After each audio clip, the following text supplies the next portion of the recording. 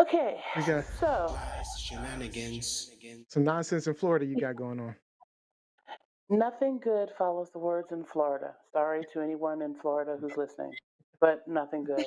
So in Florida, a teacher, a school teacher, a special education teacher, had made a bulletin board for his classroom where he had prominent African Americans and the Pledge of Allegiance on the board. He also had a picture of Obama on his desk. He is claiming that the one of the administrators of the school came in and just started taking the pictures down and took the picture off the desk and said that this is not age appropriate. And the teacher, you know, claims that he was not really explained to why this was the case. And he wrote a resignation letter to the governor and the school district, Ron resigning DeSantis. before the first day of school. Now, this teacher um, happens to not be a person of color. And he said that he wanted those things on the board because he felt that they were things that his students could look up to. The So, question becomes, when you say not a person of color, you're saying he was a white man. yes, he was not, yeah, the teacher was not a person of color. And so um, the question becomes, because Florida has been a very heavy advocator about no CRT, even though putting pictures up would not be CRT. Critical race theory. Um, but this has been a big cry, rallying cry in Florida. So where is the line? I mean, are you now officially describing what you mean by CRT as anything that is not mainstream? Um, and you know, what do you think? I mean, this teacher resigned, and Florida's already facing a teaching crisis. They're talking about putting just anybody in a classroom at this point because they have that bad a shortage of teachers. And here Mhm. you Oh are my God. losing a special ed teacher in particular, which are hard to come by. They are hard to come And by. that's a That's very, specialized teacher. Like, you can't just put anybody in a special ed class. So, is this becoming worth it to start losing the teachers that you do have over something that's really hazy? I mean, it's very hazy about what do you mean it's not age appropriate? Yeah. Yeah. Let's start with Johnny Storm. it would be interesting. My first thought was who they would consider appropriate to showcase. Like, what pictures? Would it be other presidents? Would it be President Lincoln? Like, who would be appropriate to showcase is my first question. But I think it's very racist. I don't even say that a lot, but I do think it's a very racist move, and I think it's controlling. I think they wanted to control, maybe if it's not the culture of the school, then it's just Florida. It's just they wanted to like control that narrative of who is to be seen as maybe like a leader or a hero or things like that. That when kids look up at the poster in their classroom, obviously they're looking at as something that they know um, is something that they should aspire to in a sense. So Hmm. Mhm. And black people, they shouldn't be aspiring to. I mean, they also removed, I mean, we also, he had the Pledge of Allegiance up there, and they also removed that. Mhm. that's Yeah. So weird. I it's don't not even mind it. just the pictures. If I remember correctly I from mean, what I was reading, these were resource specialists for special ed, and they supposedly there was a response. And Robbie, you may have more information on that. I know you mentioned that, but Mhm. apparently they had a response where they said that the information, meaning pictures of black leaders, I guess the Pledge of Allegiance, etc., were not appropriate for those particular types of students, which still makes no sense. But Robbie, go Mhm. ahead. Yeah, Yeah, well, I mean, just the story, how the story presented itself is pretty I mean, the situation is kind of despicable. As the display included notable people like Martin Luther King Jr., Harriet Tubman, Colin Powell, George Washington, George Washington Carver. And like you mentioned, the picture of Barack Obama was also removed. under the guise of it isn't age appropriate. So, have these kids learned about any other president at school? Then why not Barack? I can only think of one difference between him and the other presidents, really, if you're presenting it in a Yeah. picture. So the kids are too young to learn about this president? No. And the So I would, argument I think the school district said was that only school sanctioned things can be put on a board and within eyesight, and that yes, the because the material. issue was that the display board was behind his desk. And because these are special ed students, that the materials needed to be dedicated to state required curricular materials. And he would need to engage this, just needed to engage the specific group of students in their daily learning and development activity. So they're finding But some, the school board they're just, also said they also said the school board and I think it was the principal also said the teachers are allowed to decorate their rooms the way they see fit. Yeah, the That they superintendent. absolutely. the But if superintendent, thank you. there's, but if and that's it's the location of it because it's directly behind his desk. It needs to meet this certain criteria. Um, but the school district also went on to say that they were shocked to learn about the teacher's allegations because when he was asked if the posters could be removed, he said, yes, do whatever needs to be done. So there's definitely some mixed messaging coming from this story. So we've got a he said, they said kind of situation. And really using, I'm not a special ed teacher, so I don't know what the requirements are. I don't know if it's a distraction. Kids are prone to visual stimuli. So if I have stuff that isn't part of the state sanctioned curriculum or their teaching initiatives, then I can display it in other spaces in my classroom. I can challenge that Right. loophole, but I think that they're just splitting hairs at this point, and I, relocate It it was to a just too different area specific. rather than take it down. I'm Yeah. I'm gonna, having a special needs child and spending a lot of time in a special needs classroom. Mhm. Um, the teacher's constantly moving. It's not like, what you think of a traditional classroom where the teacher's sitting up front and they're pointing to the blackboard and they're teaching. That doesn't happen in special needs classrooms. It is a lot of one-on-one. It's a lot of with each individual student individually, Mhm. and working through whatever it is because you have a whole classroom of students with an IEP, and each child has a different individualized education plan that you have to adjust to as a teacher. And so I am a little bit disturbed in that, so you say, okay, the state sanctioned things have to be on the bulletin boards. Well, that's okay, fine. If that's the case, fine. The picture of Obama was on his desk. It was not Right. on a Yeah. bulletin And board. that was going to That be was my removed point. also. Hmm. Wow. And, and to say this is not age appropriate, I don't understand, And they didn't just considering that they, most, they took them. They didn't just take them yeah. down. They literally took them out of the They classroom. didn't say to him, yeah, they didn't say, okay, you can't have this here, you can Right. move this here. Right. They just took it and removed it from the classroom. From his desk. And it's like, what part of Martin Luther King is not an age appropriate? Like, literally, it's the one person that you put up every year for Black History Month of all the At people If that you all. you if you could don't put up. put anyone else up, you're putting Martin Luther You King talk up. about Martin Luther King. Yeah. You If may talk anything. about, you may talk President. about George Washington Carver.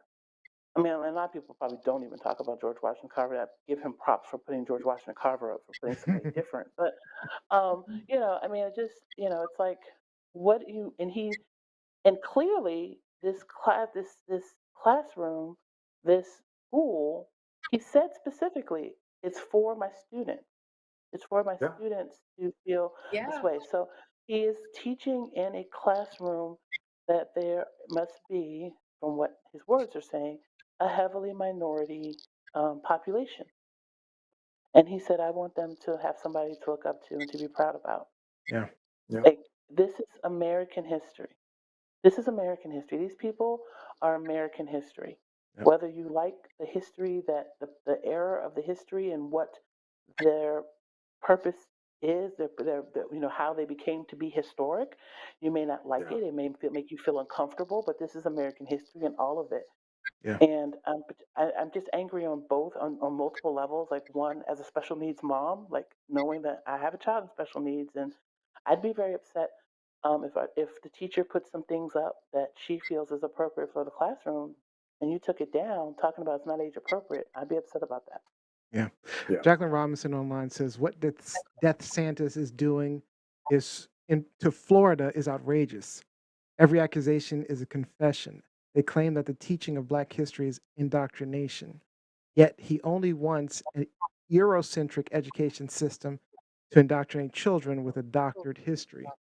And that goes That's along to so what sad. I was thinking because there's no question this is Ron DeSantis' suppression of Black history because of what they're calling white guilt. That's the reason that critical race theory they're so fearful of it.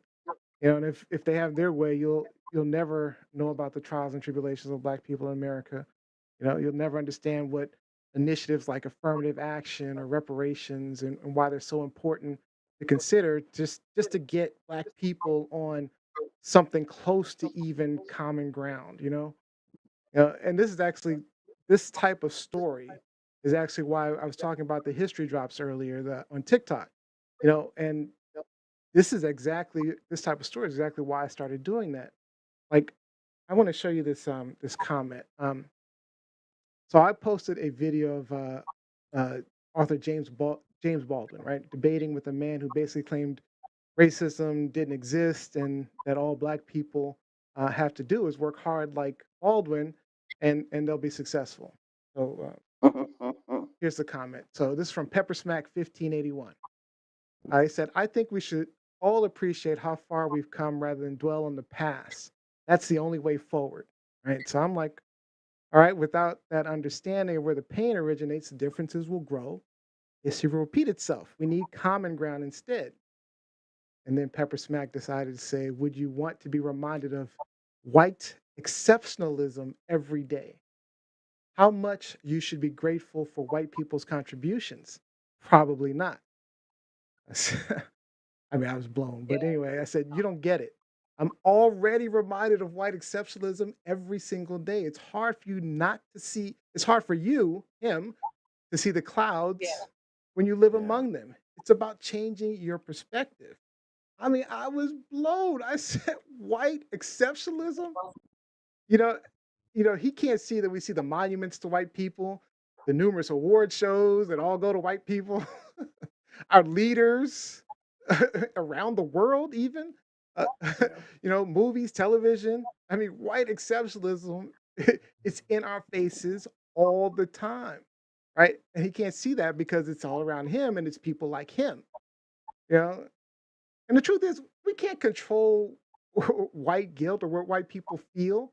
If I figure if white individuals feel guilty, but they believe they didn't do anything wrong, then what's the problem, right? Where is that feeling of Mhm. guilt actually coming from? For the sake of argument, let's say my father, my grandfather, whatever, shot somebody, right? Maybe I don't know, they shot somebody, but I never shot anybody, right? I'm not going to feel guilty.